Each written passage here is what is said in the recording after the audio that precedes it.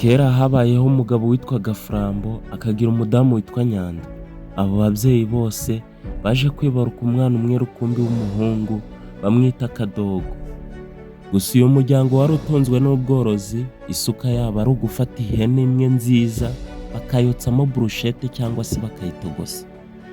Bivuze nyine ko nta hantu ho guhinga bagiraga. Uko iminsi yagiye yicuma, ibyago byaje kugwira Kadogo, ababyeyi be bose barapfa, asigara ari umwe rukumbi. Umunsi umwe igihe yari ari ku rembo, umukobwa mwiza yaje guca muri ako gakaritsiye. Ubundi uwo mukobwa ababonye Kadogo rwose avuga ati ako se wasanga uriya musore ko ashobora kuntunga cyangwa akangira umukozi we, ubundi nkazajya amukorera nkabona uko nirira kwa iriya mitungo.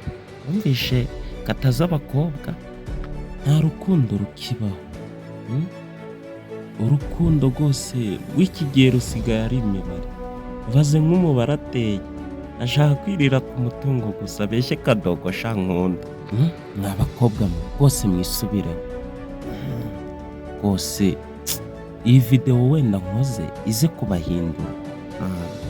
Biriya bintu mukora ntabwo bitunezeza, ntabwo bidushimisha abe namba. Ntibyatinze koko wa mukobwa yaraje abwira Kadogo ikimugenza, ubundi Kadogo nawe abyumvira kure, ku buryo rwose Kadogo kubana n'uyu mukobwa byari nko korosora uwabyukaga. Umva, yabikoze huti avuga ati sinakirengeshwa inyama y'inkoko nari ifite izisanzwe, izi hene ni iki? Muko wina tubane. Uko niko Kadogo yavuze. Iminsi yaragiye iricuma, umwaka uvaho undi ukajyaho. Gusa ikibazo Kadogo yaje guhura nacyo, yaje kuba umusungarere, ntiyajya ajya gushaka akazi ngo ajye kwaka akazi ko guhingiririza wenda bakomeze babeho, agakomeza kugira icyizere cy'uko ngo afite ubushyo bw'ihene. Nuko we na madame ihene baragenda bazikorera umuganda, barazirya cyane ko nta n'ahantu bari bafite ho guhinga ku buryo bakura nk'agatoki ko gusimburanya. Nimba batetse inyama uyu munsi bazongere kuziteka ikindi gihe, ariko bari kujya kuri iyo mitungo n'ubundi bahinze. Ibyo rero ntabwo babigiraga, ahubwo baragiye batira izo hene, barazirya barazimara, hasigara imwe rukumbi. N'iyo ngiyi imwe yari isigaye, umugabo yarayirebye rwose, imbaraga zo kwica zirabura. Ariko uko iminsi yagiye yicuma, n'ubundi uwo mugabo yafashe icyemezo, iyo hene n'ubundi arayica, abandi baza kuyiteka. Umudamu nawe akenyegeza inkwi, muri rukaka ari mwinshi.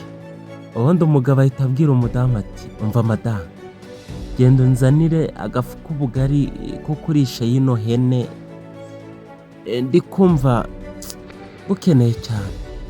Umudamu nawe si uko byumvira hejuru, agenda yiruka.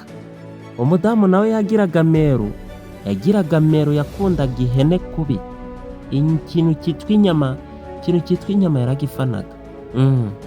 Ibyo byaje kurangira, barangije kujya, ubundi bahita baza kwiryamira. Umugabo yaraye ari gutekereza ati aka se uyu mudamu ko ndi kubona ari kuncura.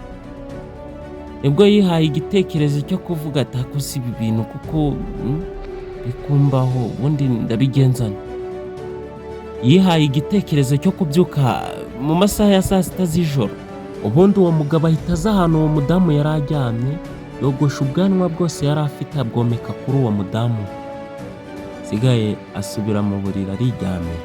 Kandi ibi byose yabikoze kugira ngo areke rwose gusangira inyama n'uwo mudamu we. Ibi bintu byari bimaze kumurambira. Mu gitondo byaje kugera, ubundi wa mudamu yashobewe, yumiwe ukuntu rwose yameze ubwanwa bitunguranye. Yumiwe neza rwose. Yaje kubaza umugabo we, ubundi umugabo we atangira kumubeshya, amutera injuga, amubwira ko impamvu yameze ubwanwa ari uko rwose yariye inyama nyinshi, kandi ngo nta mudamu wemerewe kurya inyama z'ihene. Kandi mwibuke uno mugabo impamvu ibi byose ari kubivuga, ari kugira iriya hene isigaye aba ariho uzayirira wenyine, kuko yari amaze kubona rwose ibintu bimaze gukendera byose. Uno mudamu kaba mwangira ko ajya nk'inzu ihiye. akaba ariyo mpamvu ashaka kumukura ku nyama, ziriya zisigaye akaba ariwe uzirira wenyine. Gusa uyu mugabo yanze kumukura umutima cyane, ubundi abwira uno mudamu ko rwose nubwo ibi byose byabaye ariko hari umuti, ubundi amusaba ko binjira mu nzu agahita awumuha. Ikintu cya mbere yamubwiye yuko rwose akwiye kwihana, ntazongere kurya ikintu cyitwa inyama y'ihene, ntakongere kwikoza ikintu cyitwa inyama iyo ariyo yose. Ubundi uwo mugabo si ukubeshya ye, aragenda afata umuravumba, afata n'utundi twatsi hafi aho ngaho, aragenda aravuguta ahereza umudamu. Bati ngo nasome ubundi ubwanwa ngo buveho, cyane ko ari we wari wanabushyizeho, aba afite uburyo ko ari buze kubikora, yahise abukuraho. Ubundi umudamu bamubeshya icyo da. Abantu ba kera bari bazi ubwenge kabisa. Ibi bihise binyibutsa ukuntu kera batubwiraga mu rugo ati nta mwana ukomba umwuko, nta mwana urya inyama y'umwijima.